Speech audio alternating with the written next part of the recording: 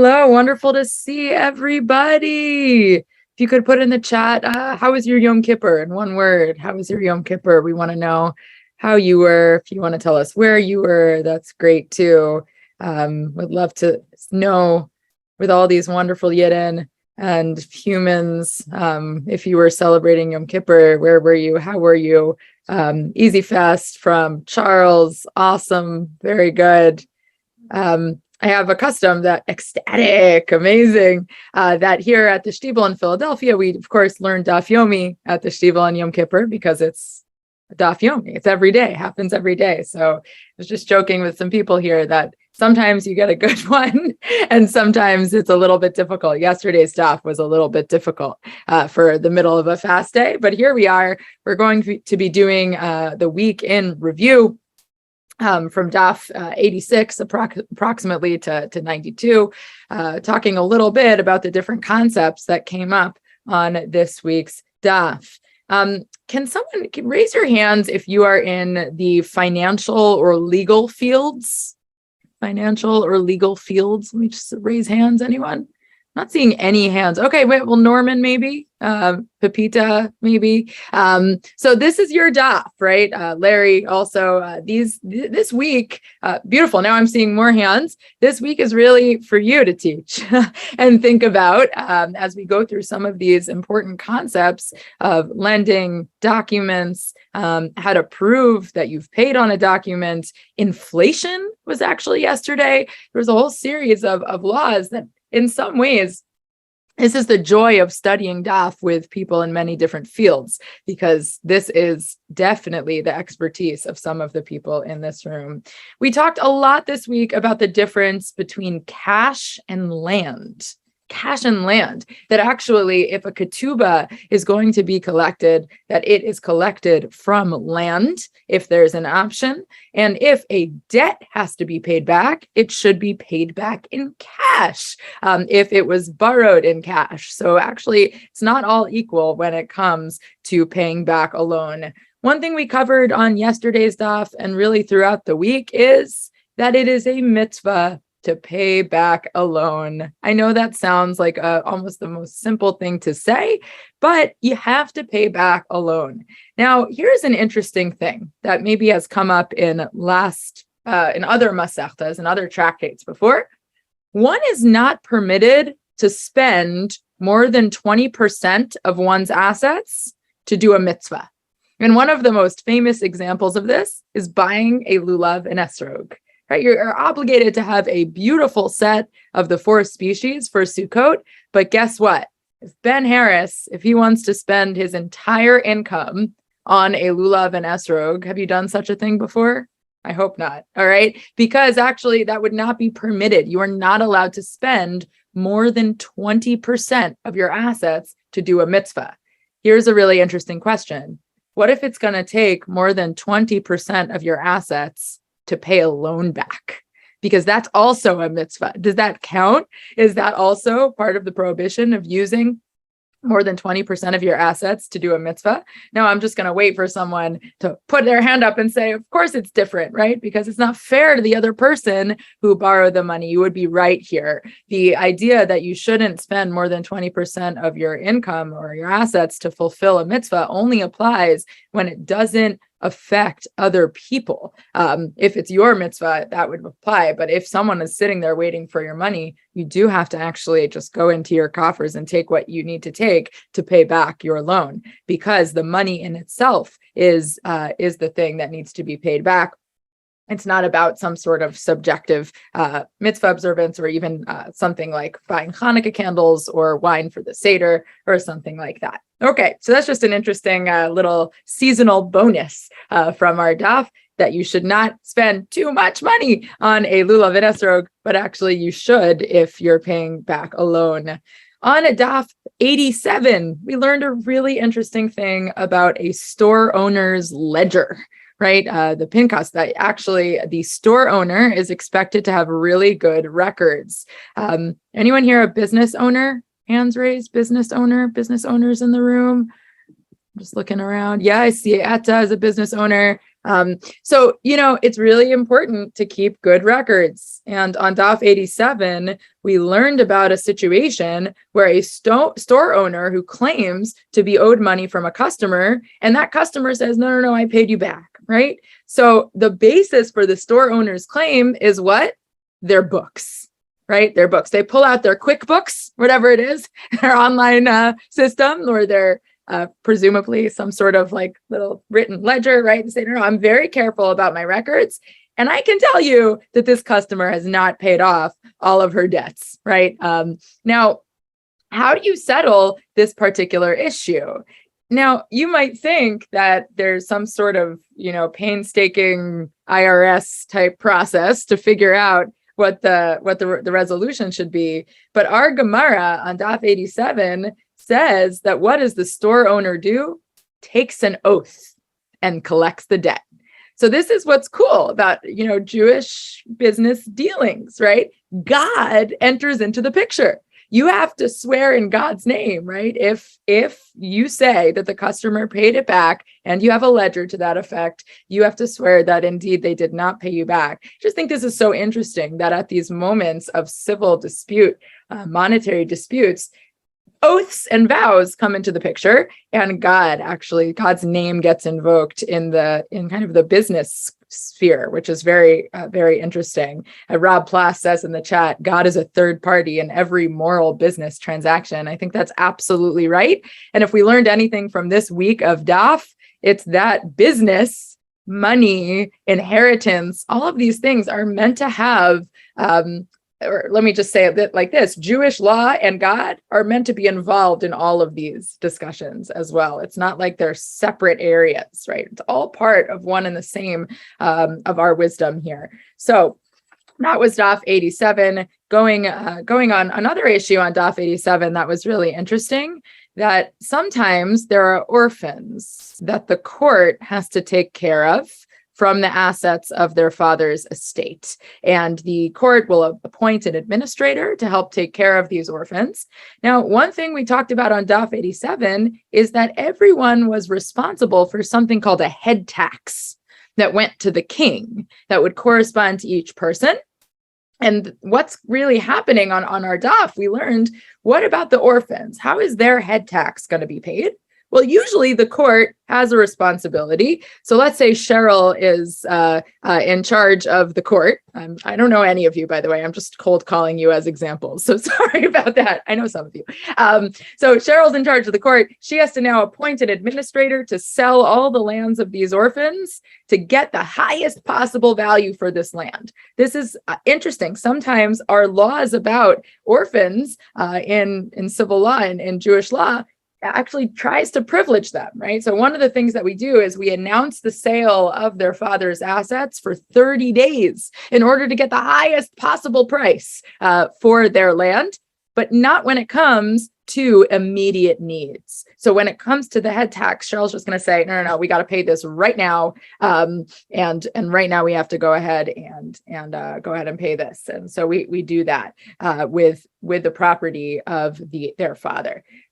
So Maura Judy says something really interesting. What if the customer and the store owner both swear an oath? That might be a situation where the Beit Din gets involved, right? The court would get involved. But we have to also see who has the document. The person who has the document is going to have a stronger argument with their oath as well. So if the store owner has a ledger, they're the ones that are going to be able to make the customer swear in that situation. Okay.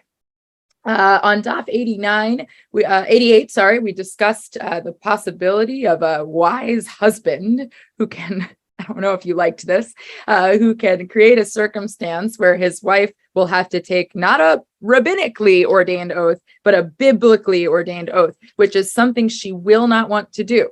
So if we put ourselves, there are 90 of us in this room right now, we have to kind of imagine that we're all sitting in a Beit Midrash of old, right? A house of study from many, many years ago, where nobody is interested in taking a biblical oath. This is not something people want to do at all. And therefore, why is he a, quote, wise husband? Well, if she's somehow putting pressure on him to pay an amount of money, if we want to give the Gemara some the benefit of the doubt, maybe she's being sneaky or whatever it is, he can actually try to get her to take a biblical oath, at which point she will likely say, no, thank you, right? Because this is a situation where she will be found to not be telling the truth. So that's what we discussed on Daf 88, in addition to the very interesting discussion of collecting a debt in the absence of a borrower. Like, if the borrower is actually not around, are you ever able to collect a debt? So if Rhoda, if you lend someone money, Rhoda, and then that person's like, see you later, I'm going to go to a remote island and nobody's going to be able to contact me. And Rhoda's like, oh my gosh, that's impossible. I just lent $10,000 and now this person's gone. What is my plan? So our Daf on Daf 88 discussed how Rhoda can collect on that debt. So there's a few things that she can do. And what she can do, the first thing is that the loan document that she had written to that person needs to be validated. And I'm not giving that person a name from this room because they were not very nice. They disappeared. So I don't want to put anyone in that position here. So what she has to do is validate the loan document. And if the loan document is not going to be confirmed, or the witnesses are improper, whatever it is, then we have a problem. Rhoda's not going to be able to collect her document. So one thing every lender should make sure of in this room is that their loan document is well documented, right? The witnesses are proper, the dates are proper, everything is good. Okay, so that's number one. Rhoda has to be able to mikayemet, right, to validate this loan document. The next step is that Rhoda has to bring the text message that she received that this person left town. I mean, not literally, but she has to bring some sort of evidence that this person is totally not here and unavailable to come before the Beit Din, to prove that this person has disappeared. If they have not disappeared, and they could actually technically send an agent to go collect for you, Rhoda, then you would not be able to collect in their absence. But once you've proven those two things, you've got a great loan document and you've proven that this person has disappeared to some remote island, what you can do now is collect, right? You can collect, and Beit Din, the court, will stand in the place of the borrower to determine which property Rhoda would choose. I'm sorry, not Rhoda, the person who disappeared would choose to give away to satisfy the debt. So that's step 3, is that the court gets involved in figuring out what property Rhoda will be able to collect from. Okay, round of applause for Rhoda. That was great lending of money. Very good, very good. Okay, so moving on to Daf 89. I'm just flying through. This Mishnah on Daf 89 discussed a number of ways how a woman can collect her ketubah. We talked about different halachos also related to the evidence a woman needs to collect her ketubah. A related timely issue from Daf 89 is collecting a debt after Shemitah, when what's called the prusbul gets lost. What's a prusbul? Well, I don't think anyone can unmute easily, so I'll just go for it. But a prusbul, technically during the Shemitah year, all loans get canceled, right? Now, unless you sign something called a prusbul, that prusbul will allow you to collect on your loans even after the Shemitah year, because essentially what happens is that money, that loan gets brought in by the Beit Din. All right, so can you collect a debt after Shemitah when you can't find your prusbul document? So anyone sign a prusbul this year? Because there's actually a Shemitah year. Anybody have a chance to do that? So we did that on Erev Rosh Hashanah, right before Rosh Hashanah this year. I have a stack of them in my office. So this is actually a relevant thing, that what happens if someone tries to collect on their debt that was technically forgiven during the Shemitah year, but they can't find their prusbul. Well, here's an interesting thing. Even though the prusbul cannot be found, we believe the person to say that they signed one. Why is that? And this is a very beautiful theological idea, because why would a person do something prohibited if they could have done something permitted? We assume that the person wanted to follow halacha. So if they're coming forward and saying, no, I signed one, I just can't find it, we assume that that's really true, and therefore we rely on that prosbul. Yes, and Steve puts in the chat, it's odd for me that all the discussions of inheritance, there's no discussion of a will. Are wills discussed at a later point? Yes, we will be discussing kind of the last will and testament. There's a whole section in the Gemara, a number of sections that deal with the wishes of death, the deathbed, right? Hi, good to see you. But actually, we kind of only get to that idea tangentially here. The reason it's tangential is because we're talking about inheritance related to the ketubah, as opposed to just in general how things are left. But it's not only that, we're talking about the biblical laws of inheritance here as well. So while you might have a will or some sort of method of determining how you want your assets to be distributed, you're also dealing with the biblical requirements of how inheritance just gets distributed in a default way. So that's also something that we've been addressing in the last number of dafs. I forgot if I discussed this last time I was here, but you know that according to biblical law, the daughters aren't getting anything, right? So nod if that's like been clear to you. So we've been talking a lot about sons, right, and inheritance. So what's really interesting is that even as early as Maimonides, as early as the Rambam, we try to fix that by saying, we try to sign documents and say, no, I am going to distribute my assets equally, right? Even though biblically it will only will only be distributed to the sons. So we try to get around that historically, even very, very early. And Gary asks, will the biblical law trump a will in terms of the distribution of assets? Only if the other will is very unclear, right? That's what we're talking about here.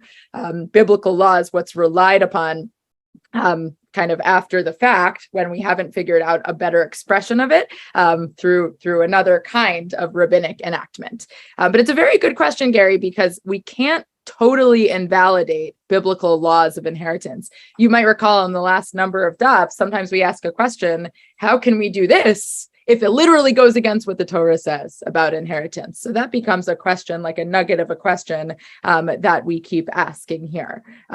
Okay, so on 2 days ago in the daf, we're getting to the end here of our week. We talked about a very interesting thing, that if two people lend money, that they actually, a later one can collect before an earlier one. So let me just say it clearly here. So if someone borrows money from two different people at two different times, the first lender has precedence to collect from the assets of the borrower before the second lender.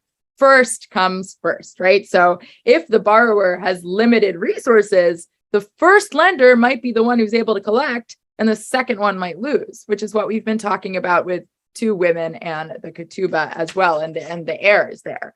I want to make sure to cover the question of the ketubah benefit of the sons, ketubah sban and dichrin. I just want to discuss this very simple and basic case so that when we talk about it later on, we know what we're talking about visually. Hold on, Ben. I'm trying to see if I can do a whiteboard here. I don't know that I can. Hold on a second.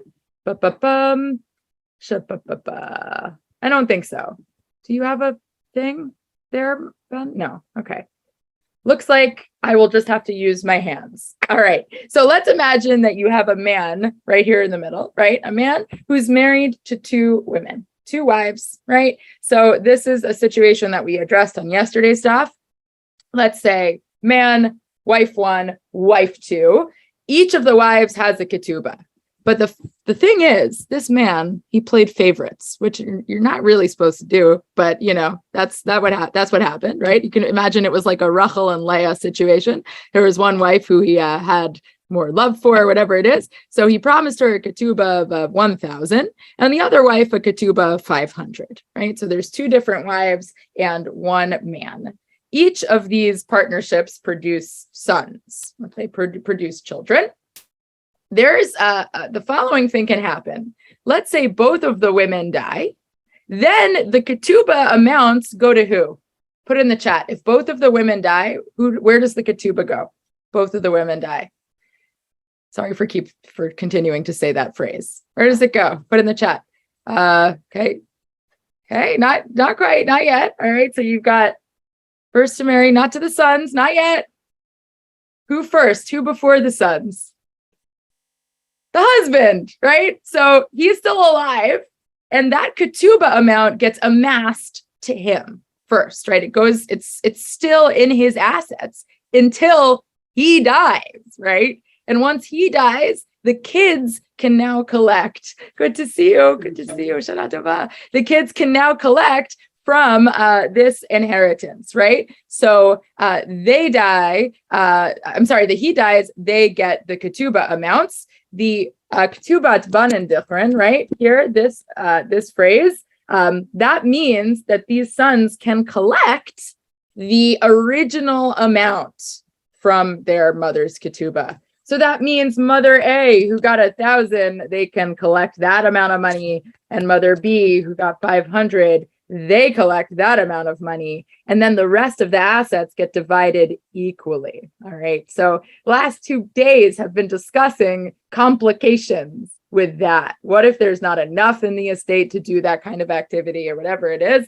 So that's what we discussed on yesterday's daf, and we continue with today. All right. Any final questions or thoughts from this week's daf? And I'm sorry for my Yom Kippur voice. It's been a screamy couple of days. You know, the gates are open and everything, so I had to use my whole voice. Any thoughts or questions before we stop for the day? I went very fast. You can put them in the chat. Any comments? One thing also to just keep in mind before we conclude is the importance of clarity, right? When it comes to financial matters, particularly in the realm of inheritance. There was something on yesterday's daf that suggested that upon the death of a family member, there might be a quarrel when it comes to the inheritance. And we all know that that's very common, right? And so to be very clear is very, very important. Okay, so I see a question from David. Ben, are you able to unmute David for me in Northbrook?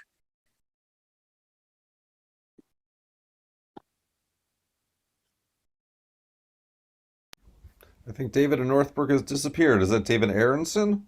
David K. David K. I don't see him. Sorry. Here, I'm gonna try. Okay. Oh, Okay. there you Oh, go. yay! Okay, good. Okay. Somebody asked the question, why can't the women get the property?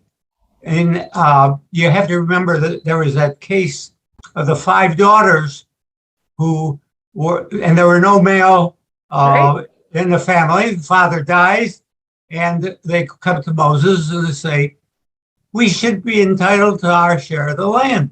So for those people who may have forgotten this story, I want to remind them that in that case, the ruling was the land goes to the daughters. So That's it's right. not always a male world. Thank you. Beautiful. So David's reminding us of the story of the Daughters of Slavclot, right? Who, in the absence of male heirs, they come forward to Moshe Rabbeinu, to Moses, and they say, hey, we want to continue on our father's legacy, right? And that's one of the times in the Torah that's very cool because Moshe's like, excuse me while I check, right? And then actually, it's true. God rules that the land will go to them.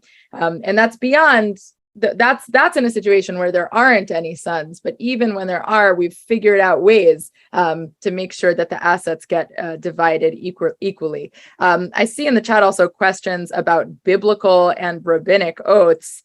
The main difference when it comes to the application to our daf is that people were more quickly willing to make a rabbinically ordained oath rather than a biblically ordained oath, because doing a biblically ordained oath is a prohibition on a biblical level. That's like something people did not want to do if there was any doubt to the issue. It's considered a serious infraction. And when we get to Masechet Shavuot, which is all about vows and oaths, you'll see just how much people did not want to do this, given the seriousness of oaths and vows. And that's why on the night of Yom Kippur, we have this big nullification of vows, right?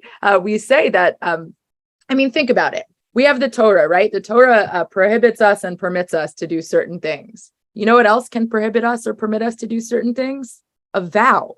Think about it. If you say, this loaf of bread is forbidden to me through the official kind of formula of a vow, you've now just made a halacha. You've just created a law from nothing, right? That's a lot of power that your words have. And so therefore, we're very careful with how much we play God, right, in this world. And that's why even like something like the Nazirite oath, there's a sin offering to exit that oath to become a Nazirite, a man or a woman. And so therefore, it's just a reminder that this is not something we do so easily and so simply. We don't create prohibitions and permissions for ourselves if we can avoid it here. Okay, so just a final note, and let's just say it to Leslie. Everyone, please say Mazel Tov to Leslie because her daughter is getting married next week, which is amazing. Mazel Tov. Please put in the chat if you'd like where she's getting married and anything else about her.